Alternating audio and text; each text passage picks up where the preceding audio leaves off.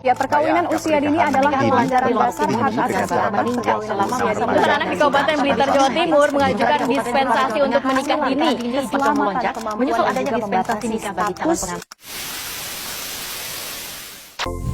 Halo semuanya, perkenalkan nama saya Tika Suri, mahasiswa Ilmu Hukum semester 4, Fakultas Syariah dan Hukum UIN Sunan Gunung Jati, Bandung. Di video ini, saya akan membahas topik penting dan cukup sensitif ya teman-teman, yaitu tentang perkawinan usia dini memicu perceraian. Teman-teman, belakangan ini banyak sekali kasus perceraian yang ditangani oleh pengadilan agama yang melibatkan pasangan yang menikah di usia sangat muda. Bahkan, menurut data dari Dirjen Badilag, jumlah dispensasi kawin itu sangat meningkat tajam setiap tahunnya. Kenapa bisa begitu? Salah satu faktor utamanya itu adalah faktor ekonomi, tekanan sosial, kehamilan di luar nikah, atau bahkan alasan cinta masa remaja. Tapi realitanya, banyak sekali dari mereka yang akhirnya berakhir di meja hijau. Usia pernikahan yang bisa dibilang terlalu muda seringkali belum dibarengi dengan kesiapan mental dan emosional.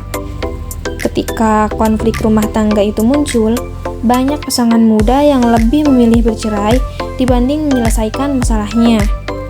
Nah, disinilah peran peradilan agama jadi krusial, mulai dari mengabulkan dispensasi kawin, menyidangkan gugatan cerai, sampai mediasi.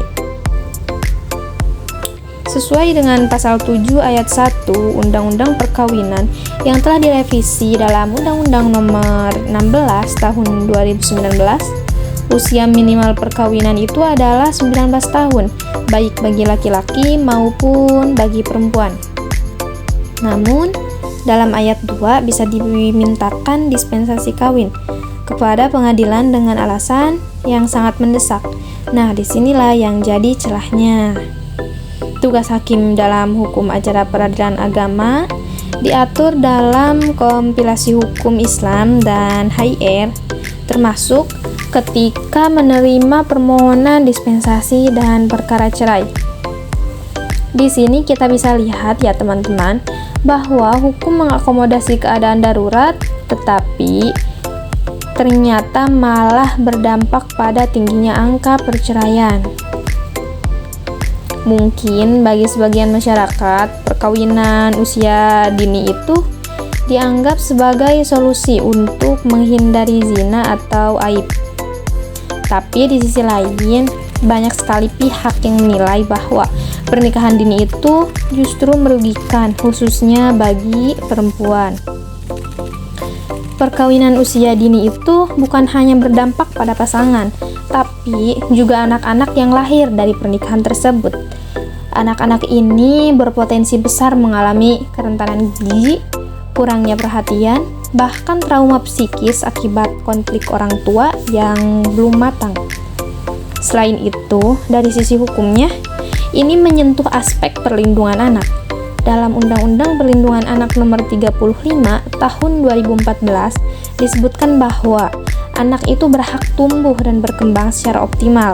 Ketika orang tua belum siap secara psikologis, maka hak anak itu bisa terabaikan.